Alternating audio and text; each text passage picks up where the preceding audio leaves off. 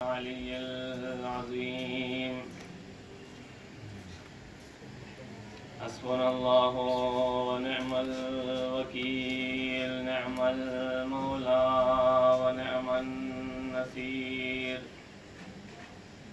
أعوذ بالله من الشيطان الرجيم بسم الله الرحمن الرحيم الحمد لله رب العالمين والصلاة والسلام والتحية والإكرام على النبي الأمي المكي المدني القرشي الهاشمي ومولانا أبي القاسم محمد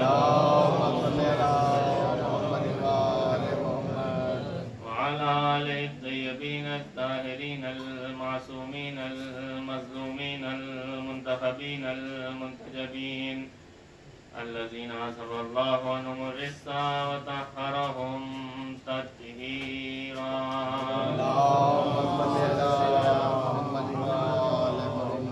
وداعيا إلى الله بإذنه وسراجا منيرا أما بعد فقد قال الله تبارك وتعالى في كتابه الكريم وهو أصدق الصادقين وقوله الحق بسم الله الرحمن الرحيم وما محمد إلا رسول صلى الله عليه وسلم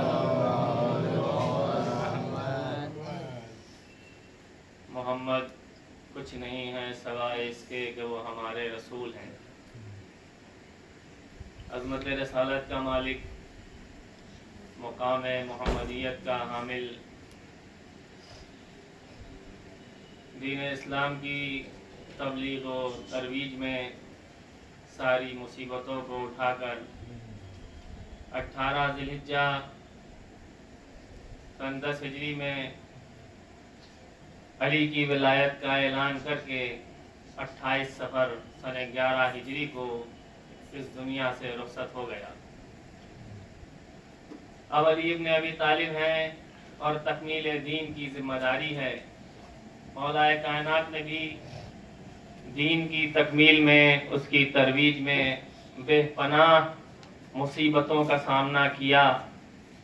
حق چھینا گیا، حق خلافت سے محروم کر دیا گیا، لیکن علی نے تلوار نہ اٹھائی۔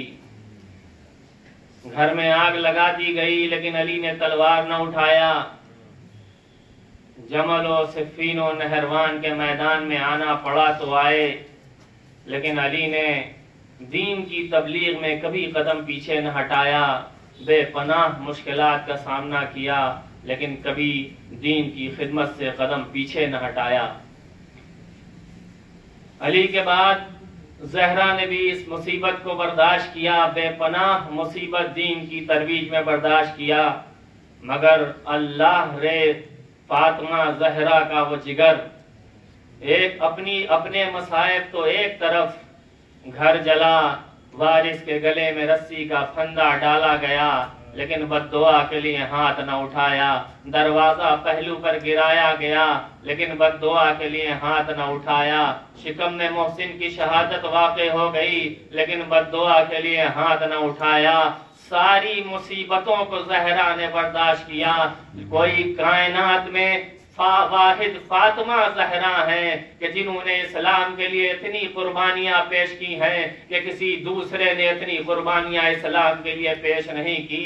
یہ فاطمہ زہرا کا جگر ہے کہ ذرا تصور کیجئے کہ وہ حسین کہ جسے فاطمہ نے چکیاں پیس کے پالا ہو، جب وہ حسین پشت فرس سے زمین کربلا پہ آ رہا ہوگا، جب حسین کے گلے پر خنجر چل رہا ہوگا تو فاطمہ زہرا نے کیسے برداشت کیا ہوگا۔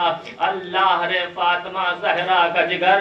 عزاداروں، مجھے مقتل میں اتنا ضرور ملا کہ جب عاشور کے دن فاطمہ کا لال جو اپنے اصحاب و انصار کے ساتھ کربلا کے میدان میں دین کی کو بچانے کے لیے آیا تھا، جب تمام اصحاب و انصار نے قربان کر دیا اور حسین یکتا و تنہا رہ گئے، بالآخر حسین مقتل نے لکھا کہ جب حسین رخصت آخر کے لیے آئے ہیں، بیویوں سے رخصت ہو لیے، تو حسین نے فضہ کو بلایا، کہا فضہ ارے ذرا وہ صندوق تو لے آؤ جس میں میرے ماں کا کے ہاتھوں کا سلا ہوا کرتا ہے، لیکن دیکھو میری بہن زینب نہ دیکھنے پائے۔ فضہ چھپا کے وہ صندوق لا رہی تھی کہ ایک مرتبہ زینب کی نگاہ پڑ گئی، کہا فضہ ارے کیا لے کے جا رہی ہو؟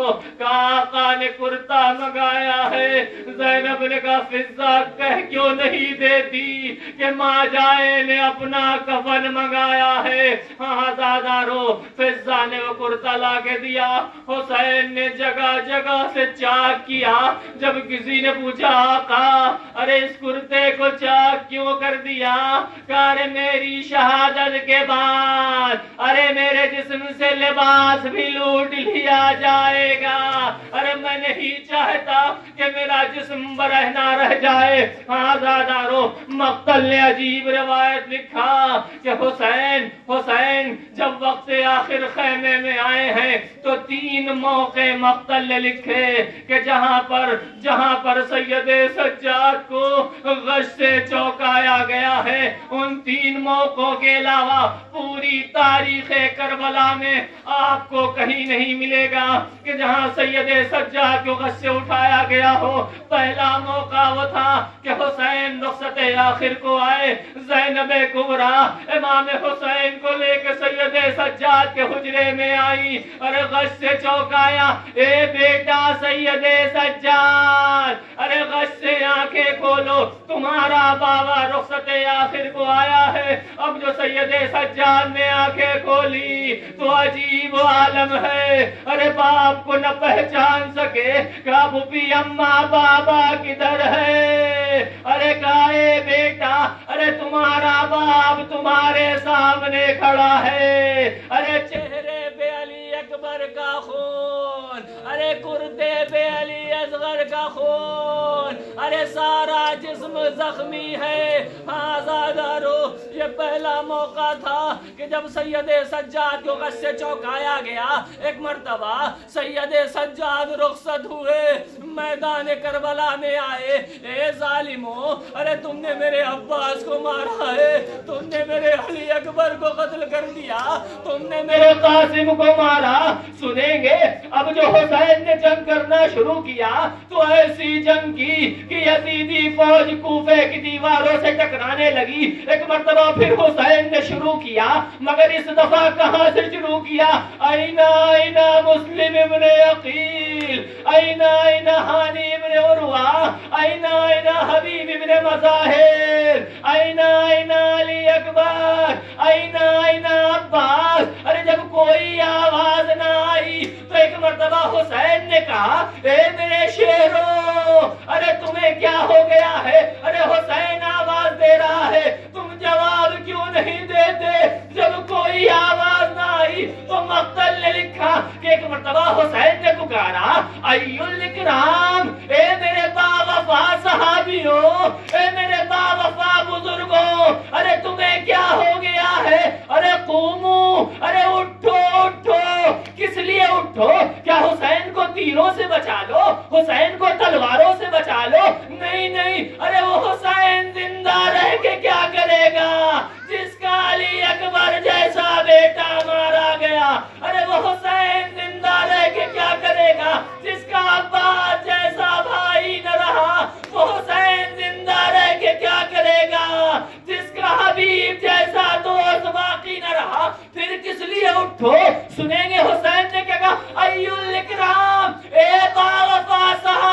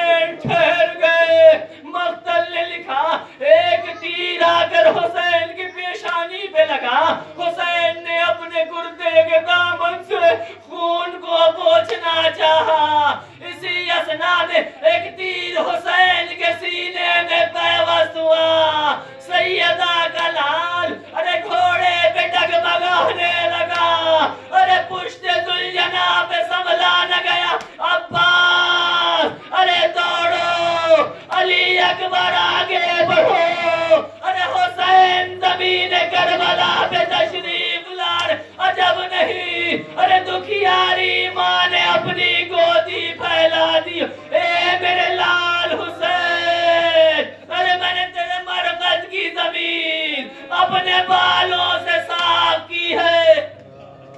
آزادارو، حسین ماں کی آغوش میں آ گئے، حسین ماں کی آغوش میں آ گئے۔ جیسے ہی حسین ماں کی آغوش میں آئے، حسین نے سر کو سجدے خالق میں رکھ دیا، شبر ملون آگے بڑھا، امام کے سر و تن میں جدائی کر دی۔ زمین کربلا کو زلزلہ تھا، آفتاب گہن میں تھا، سیاہیاں چل رہی تھی۔ ارے ذرا تصور کرو کہ جب حسین کے گلے پہ چلتا خنجر دیکھ کر کائنات منقلب ہو گئی، ارے اس ماں کا کیا عالم ہوا ہوگا جس نے چکیاں پیس کر پالا تھا، اس علی کا کیا عالم ہوگا جس نے محبت سے گلے کو بوسے دیے تھے۔ آزادارو، ارے حسین کے سر و تن میں جدائی ہوئی۔ یہ پہلا موقع تھا کہ جب زینب کبریٰ نے سید سجاد کو غصے چوکایا تھا۔ دوسرا موقع جیسے ہی فضا میں آواز گونجی، الا قتل الحسین بکربلا، الا ذبح الحسین بکربلا، زینب کبریٰ دوبارہ خیمے میں آئی، اے بیٹا سید سجاد، ارے دیکھو فضا میں کیسی آواز ہے۔ اب جو سید سجاد نے آ کے بولی، اے پھوپھی اماں، ارے خیمے کا پردہ ہٹا۔ اب جو پردہ اٹھا، سامنے نو کے نیزہ پر بابا کا سر نظر آیا۔ آواز دی، پھوپھی اماں، مدینہ تباہ ہو گیا، ہم یتیم ہو گئے۔ آزادارو، یہ دوسرا موقع تھا جب سید سجاد کو غصے سے چوکایا گیا، اور تیسرا موقع کہ جہاں سید سجاد کو غصے سے چوکایا گیا تھا، اس کے بعد پھر کبھی غش نہ آیا۔ ارے وہ موقع تھا، ابھی تھوڑی دیر گزری تھی کہ زینب کبریٰ دوبارہ خیمے میں، اے بیٹا سید سجاد، اے بیٹا، ارے تمہیں ماں میں وقت ہو، ارے بتاؤ خیموں میں جل کے مر جائیں یا بے ردا باہر نکلا۔ سید سجاد نے، اے پھوپھی اماں، ارے خیمے سے باہر نکلیے۔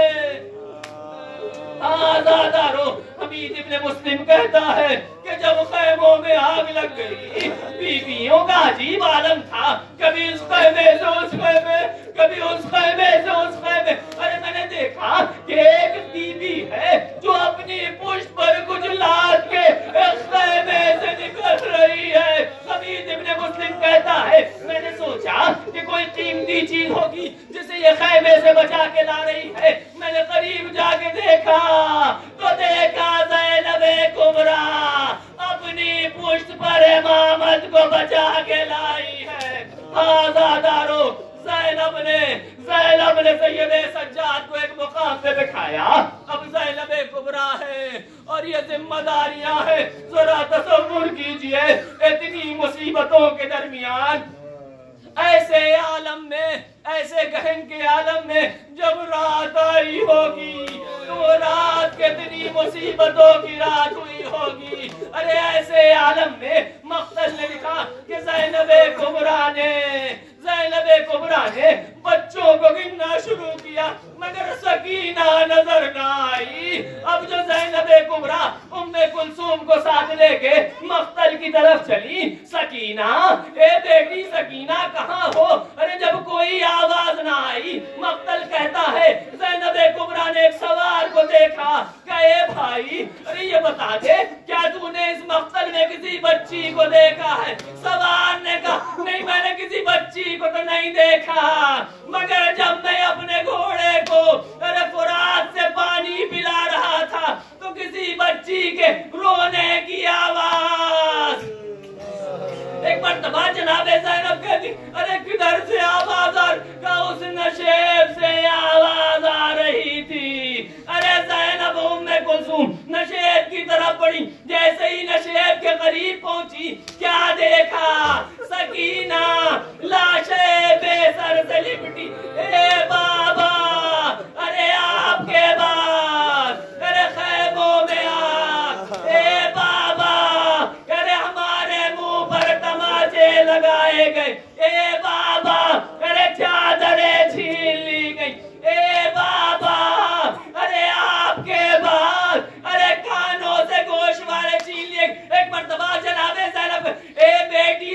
سکینہ ارے تیرے بابا نے کچھ کہا کہ پھوپھی اماں ارے جب میں لاشیں بے سر سے لپٹی بہن کر رہی تھی تو ایک مرتبہ کٹی ہوئی گردن سے آواز آئی اے بیٹی سکینہ ارے میرا ایک پیغام لیتی جا اے بیٹی ارے میرے چاہنے والوں سے میرا سلام کہہ دینا اور کہنا اے چاہنے والوں جب ٹھنڈا پانی پینا تو ہماری پیاس کو یاد کر لینا جب کسی غریب و بے کس کا ذکر آئے تو مجھ پر آنسو